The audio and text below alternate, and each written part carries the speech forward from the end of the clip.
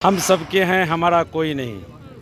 हमारी जवानी 4000 में ले लिया, अब बुढ़ापा आ रहा है तो कह रहा है कि घर से बाहर जाओ। सत्ता में आता है सब हमें धोखा दे जाता है। पढ़ाई के बारे में तो कोई भी आज तक कोई भी पदाधिकारी नहीं बताया कि पढ़ाई किस तरह होगा। पढ़ाई के विषय में कोई बात नहीं होती है। तरह तरह की उसके ऊपर परेशानी दे करके मास्टरों को सिर्फ ब्लैकमेल किया जाता है या मास्टर को हैरासमेंट किया जाता है। बस मैं इतना ही कहना चाहता हूँ। नमस्कार, दर्श न्यूज देख रहे हैं आप और मैं हूँ आपके साथ दक्षा प्रिया।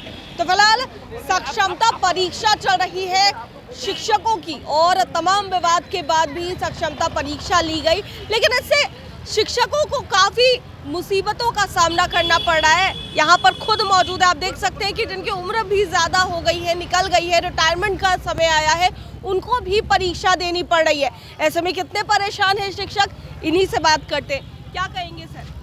कहेंगे कि हम सबके हैं लेकिन हमारा कोई नहीं। आवाज़ बैठी हुई हमारी, हम सबके हैं, हमारा कोई नहीं।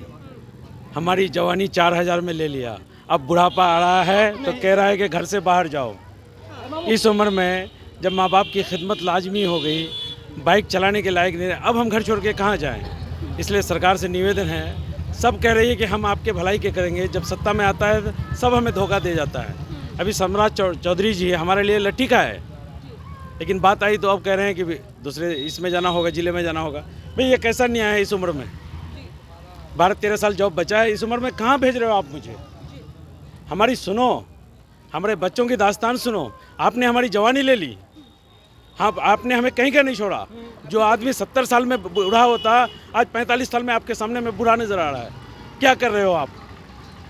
रही बात, इनकी कोई वैल्यू नहीं है। हम दक्ष देखे भी दक्ष नहीं हुए, क्या सक्षमता देखे सक्षम हो जाएंगे? नहीं हो सकते। मान ले, अलग बात है। ये कह रहे हैं कि हमने कुछ नहीं किया, तो ये 2010-11 से लेकर के 2020 तक टीईटी वालों को किसने पैदा किया? मेरी तरफ देखिए, टीईटी वालों को किसने पैदा किया? ये जो 2 लाख अभी बीपीएससी वाला टीचर जो अभी जॉब में आया, इनको किसने पैदा किया? हम नियोजित शिक्षकों ने ही पैदा किया है। कोई और नहीं आया, कोई मैकलल नहीं आया, हमने इनको पैदा किया है।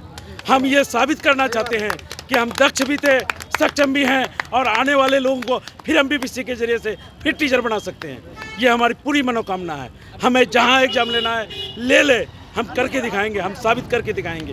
हमारी आवाज़ फंसी है, लेकिन हम सरकार से कहते हैं कि भाई आप हमारे साथ हैं, हमें उलझाइए मत। ये बिच्छू कुत्ता बिल्ली को के जरिए से हमारा क्या कहते हैं वो हर दिन टेंशन मत दीजिए। आप हमारा समझिए, आपको भी किसी टीचर ने पढ़ाया है, आप हमारी बातों को समझें। हमारे स्कूल में अगर आपको निरीक्षण करना है तो आप आएँ, पदाधिकारी को भेजें। आप उनको भेज रहे हैं, क्या बताएं हम आपको? आप एक सिस्टम बनाइए कि जिनके बच्चे का 75% उपस्थिति नहीं होगा, राशन नहीं दिया जाएगा, हेडमास्टर से लिखा के लाए, बच्चे खुद ब खुद उपस्थित हो जाएंगे।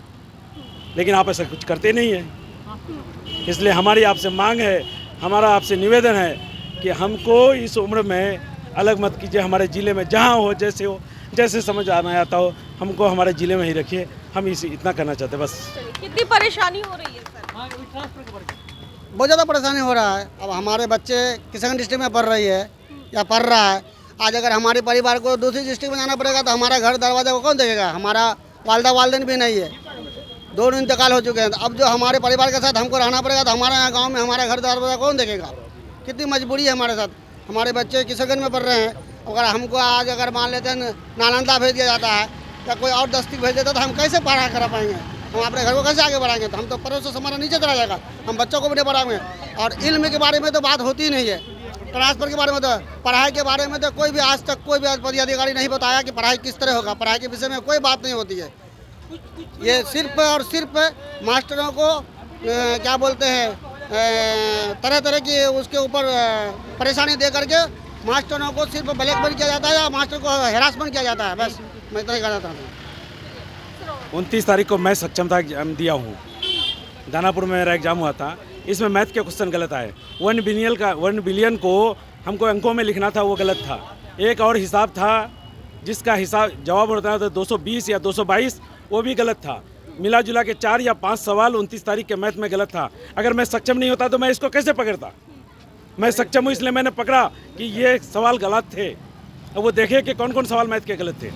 चलिए सर, और लोगों को भी मौका देते। क्या परेशानी हो रही है सर? क्या परेशानी ये है कि जो गवर्नमेंट ये नियमावली बना रहा है या बना रही है कि एक टीचर को दूसरे डिस्ट्रिक्ट में ट्रांसफ़र किया जाएगा।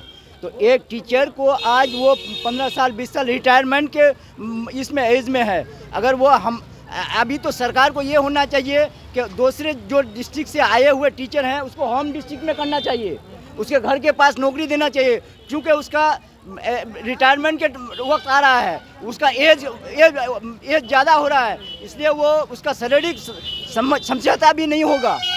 इसलिए मैं कहता हूँ कि सरकार को इस जो ये सिस्टम बना रहा है, ये सिस्टम मैंने टीचर के फेवरेबल में नहीं है, टीचर के अगेंस्ट में ये सिस्टम है। तो सरकार को बनाना चाहिए कि ये सिस्टम जो बना रहा है इस पर गौर करना चाहिए। तो देख सकते हैं कि शिक्षकों से बात कर रहे थे, क्या कुछ कहते नजर आ रहे थे वो आपने सुना। कैमरा पर्सन ऋतिक के साथ मैं दक्षा प्रिया, दर्श न्यूज पटना।